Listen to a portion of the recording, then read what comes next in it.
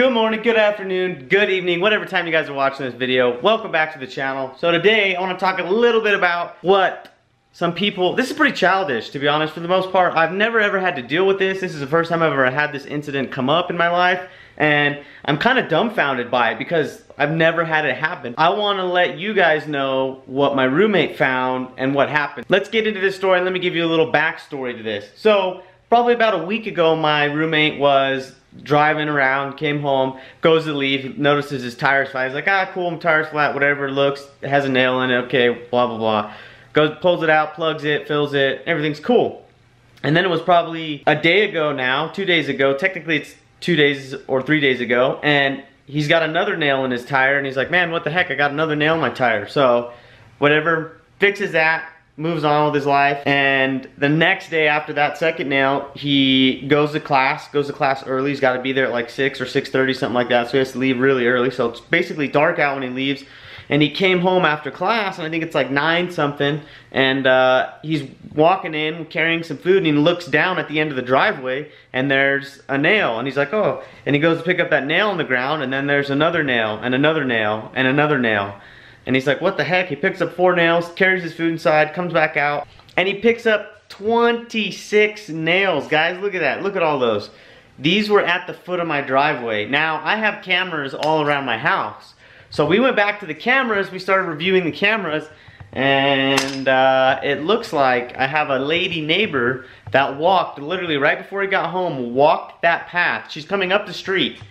There's nothing in her way to walk on the sidewalk, and she's on the sidewalk, and she decides to walk out around a vehicle park right there, and walks in the street, and literally in that exact line where she walked, and she looks very sketchy, by the way. She's got a hat on, kind of covering her face, a dress, you can't really see much, and it seemed very suspicious to me. And she walks right in the line where he goes, and we watch on the camera where he picked the nails up, is right where she went. That's pretty shady if you ask me. If, you know, you're my neighbor and you watch any of my videos, you see anything, let me know. Come talk to me. Don't be scared to come talk to me if you have a problem. If I've done something that's upset you, be a human being and come talk to me. If I haven't answered my door, or you haven't been able to get a hold of me, or you tried to get a hold of me, I don't know that. I haven't seen a note. I haven't seen anything. I don't know anything. So it's kind of crazy that somebody would just go and do that, and I feel like it's very, very childish. Very, very childish. So let me know what you guys think about that down below. To be honest, I find it kind of funny because it's, you know, I can just see some old person getting mad and upset and, oh, this, you know, ditz, whatever, blah, blah, blah, and you walk and dropping some nails. I'm pretty sure I know who it is, but I don't want to, you know, them to know that I know, you know what I mean? So we're gonna see. First time, shame on you. Whatever happens again, we'll have, you know, other issues at that point. But as of right now, I don't care. I find it kind of funny. It sucks for my roommate, but luckily those tires, it's on the truck that I previously owned. So it's 35 bucks for him to get a new tire if he wants, which is insanely cheap. You're not gonna find that deal anywhere, so not too big of a deal. Yeah, just let me know what you guys think. I just, like I said, I find it kind of funny. So let's get on to this video.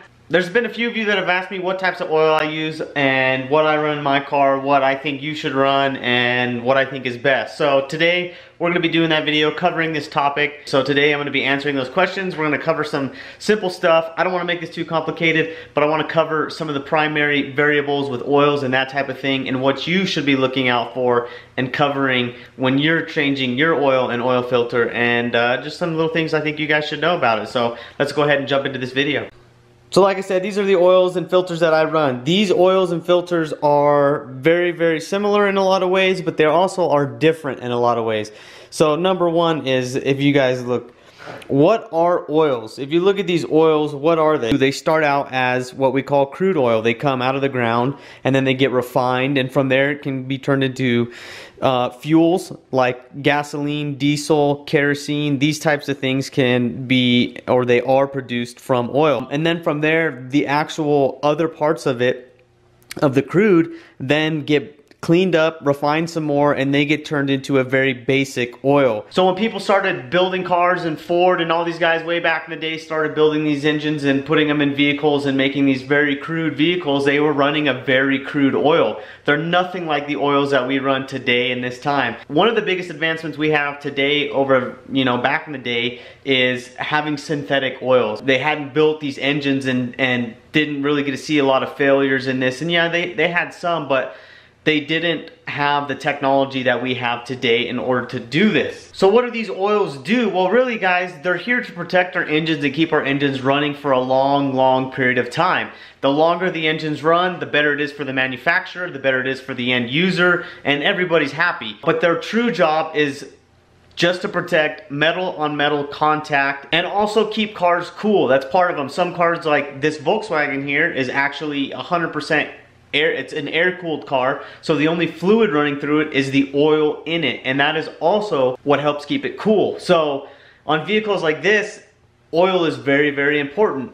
On something, say like your newer cars that have anything with water cooling on them, a cooling system, oils are definitely crucial to it, but they're not as crucial to the car for cooling purposes as per se a car like this. So what is a synthetic oil? If you guys look here, you can see there's synthetic oils here. We have this Mobil 1, this Mobil 1, which these two from the eye look identical, and then we have this AMSOIL and this AMSOIL, and these two are actually identical except for their weights, which we'll get into in a minute. This is just a transmission oil, but it is a synthetic oil. So the main difference between a crude oil and a synthetic oil is this is more on the crude side and this is going to be more on the synthetic side, even though this says advanced fully synthetic and this says advanced fully synthetic. The difference between these two really is that this right here is basically a lie. They can say that this is an advanced fully synthetic oil, and I forget what the standard is, but you can have only 20% of it has to be synthetic in order for them to call it a full synthetic. I'm not saying that number is 100% true, but just to get the idea, they don't have to be literally 100% synthetic to put advanced fully synthetic on it, or just fully synthetic. This oil is truly a lot closer to a synthetic. Say this is 20% synthetic, this is 75. That's where you're gonna get the difference here of the 15,000 mile versus this doesn't even have a mileage on it. It's basically a change every 3,000 to 5,000 mile oil. Now that's a big thing that a lot of people don't know, and the reason manufacturers put full synthetic is because people read it, go, oh, it's a full synthetic, it must be better, I'm gonna buy it, and everything's la-di-da, away we go. But the truth of the matter is, when you get into oils and you start figuring this out and doing some research, you really learn that there is a huge difference between oils. The number one thing you wanna know is you're running the right oil for your car, and you're gonna know that by running the proper weight. Now, when we talk about weight, we're talking about this number right here. And like I said earlier, you can see between these two, this is a 5W20 and this is a 5W30. Now, this means a 5 in the winter, that's what the W stands for, is winter, and a 20 when it's warmer. That doesn't mean that you can't run this oil all the time. It's just simply stating when this oil is cold, it is going to run as a 5 weight, and when it warms up, it's going to run as a 20 weight. And the same for this oil, it's going to run at a 5 weight when cold and a 30 weight when warm. When they're talking about these weights, what they're really talking about is essentially, they're talking about viscosity, but a simpler form or a simpler way to break it down is they're talking about basically how thick the oil is. Now, that's not a perfect translation, but for layman's terms, it's a really good way of explaining it. So when you have a 5 weight oil, it means it's thinner. It's gonna flow better when it's really cold outside, because when oils get hot, they thin out. And if you've ever noticed, when you have something, you know, like honey, syrup, anything like this, when it's hot, it's very runny, moves around, easy to spread all over the place. And when it's cold, it's very thick and doesn't want to, you know, move. Honey's stuck in a jar. You really got to shake it to get it out. That's another basic but good example. When we're talking about we're running a 5 weight, we mean when it's really cold outside, you live in a cold climate, we want that oil to be able to flow and move and get to the parts it needs to get to in order to coat them and protect them from each other or wearing. Because again, like I said, we're trying to protect metal on metal contact. That is our end goal with this oil. But then you also have the other end of it, which is the 30 or 20 or whatever 50 weight you have. It's gonna run thicker as it warms up. So that at the higher temperatures is gonna allow it to maintain its proper viscosity, so that way it doesn't thin out too much, fling all the oil off the parts when it's hot, and then you have metal on metal contact again, like we just mentioned. And that number, again guys, just simply states that's its grade. It's a 5 grade when cold and a 20 grade when hot, 5 grade when cold, 30 grade when hot.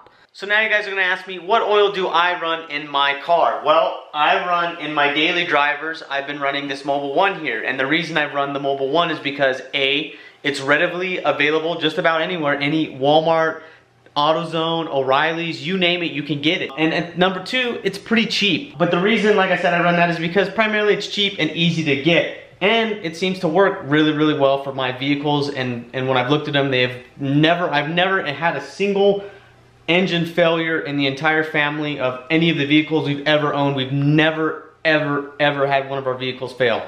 Now, we haven't had a lot, but we've had about 6 or 7 throughout the entire family. Not a single one has had an engine failure. So I think that says something. In my non-dailies, my Cobra, which is definitely not the daily, and I abuse it and I'm hard on it, you know, and it gets very, very, very long pulls and, you know, just gets abused essentially because like I said, I'm hard on the car. That's when I run something like this. This is a, you know, AMSOIL 520 weight synthetic, but this is a full synthetic. And you can see AMSOIL doesn't lie. They're one of the few companies out there when they talk about using a full synthetic oil and saying this is full synthetic, it actually is 100% synthetic. This is 100% synthetic motor oil versus the Mobil 1. It just says advanced synthetic, fully synthetic. It doesn't say 100%, it just says full. Now in the Cobra, I run the AMSOIL motor oil. It is basically, it's this oil, but in their non-fully synthetic. It is a 520 weight, not 100%. Now you may be asking yourself, Chad, why don't you run 100% full synthetic? Why don't you run this bad boy right here? This is, you know, one of the best oils AMSOIL makes. The reason that I don't run that oil is A, it's very expensive compared to their other oil, and B, I do changes or oil change intervals are very close together, not so many miles, partially because the car's on E85 and partially because I want to get data. I look at every oil change as a chance to gather data and information on how the engine is doing. So if I'm going to be dumping this oil out in quick intervals, I'm not even going to be using this oil to its full potential. Therefore, I would literally be throwing money in the trash can, changing this oil every time, because it can run up to this interval. 25,000 miles. Now guys, that's 10,000 more miles than this oil right here, and this is already crazy at 15, and they're saying 25. So I haven't got a vehicle with 25,000 miles on it yet. I also don't recommend running a single oil filter for 25,000 miles because, you know, they're made to catch debris, and they're also not made to run that long. But I have a vehicle with it in it. We're going to be attempting that. I'm very curious to see how it's gonna do, what it's gonna look like, if it's gonna start browning out. Obviously it's gonna get dark in color because that's what oils do, but by changing the filter and adding a little bit to compensate for that filter, we'll probably have to add about a half a quart to 3/4 of a quart when we change the filter, just because of what we lose with the filter. I'm just very curious to see what it's gonna look like and how it's gonna do. But I do have one cool really thing here that I wanna show you guys that I've done and I'm going to continue doing and keeping, and that is my oil filter. So whenever I change oil on the Cobra, these are 2 filters from it. I always write a date on them as well. If you guys will see here, whenever I install a new filter, before it goes on, before I get my oily fingers all over it, I go ahead and take a Sharpie or a paint pen or something of that nature and I write the date on it. That way I know exactly when I put that oil filter on, and there's no discussion, you know, when I go to change it, I'm like, okay, this should be changed because it has this date, or it should, you know, I know roughly how long it is and how many miles I put on the car because I've driven it X amount. Do oils go bad? And that's something I kind of want to cover too a little before we get into it.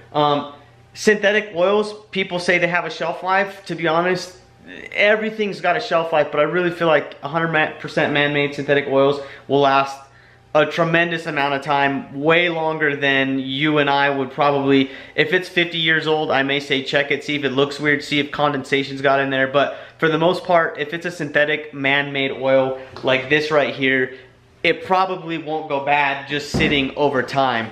Not to say that it can't, but it probably won't. Crude oil can kind of break down, but again, oils are oils. If you store them in the proper climate and place, like a garage like this, doesn't see direct sunlight, it's in a cabinet, it'll last you way longer than, you know, you can ever think. it'll sit in there and you could be 20 years from now and you could still use that oil. So I have an awesome cutter that I use to cut these open with. I'll show you guys.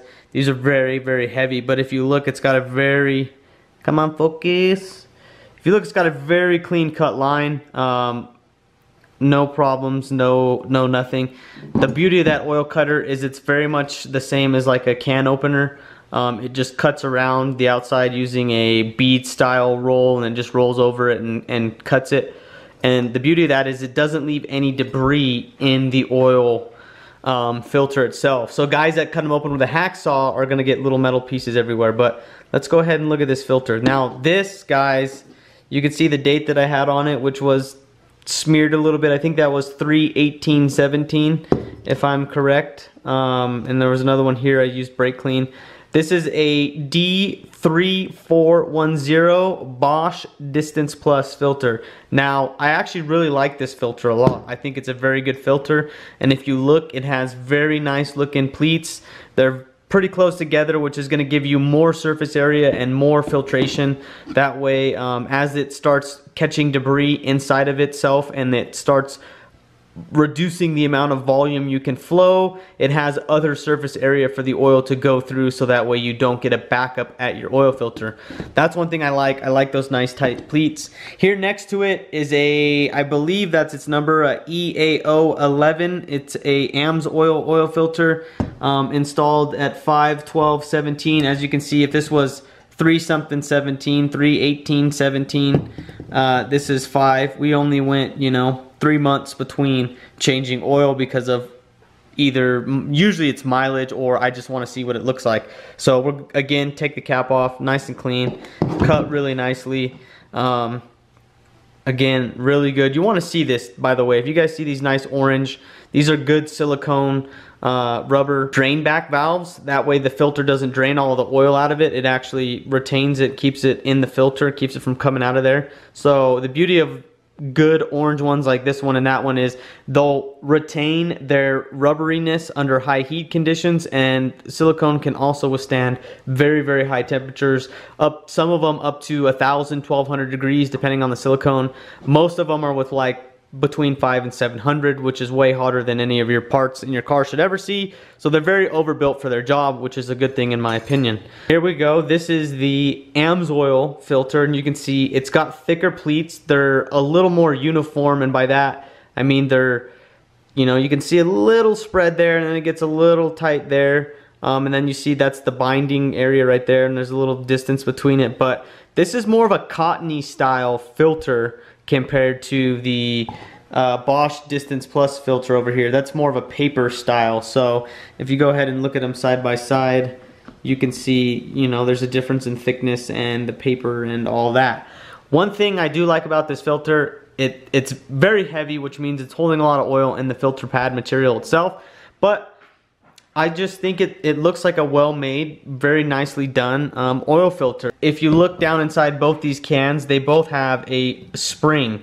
Now this spring is to keep tension constantly up, pushing up, keeping this drain back valve sealed. There is also on the bottom of these guys, that is essentially a bypass valve. So if oil pressure gets too high, the filter gets too plugged, it'll actually open and bleed out of the bottom there to allow oil to still continue getting to your motor in case you went too long between oil change intervals. This one's looks a little different, but that's essentially what that is right there. So as you can see, those filters are different but kind of same in the same way. But I want to give you guys one big piece of advice when we're talking about the filters.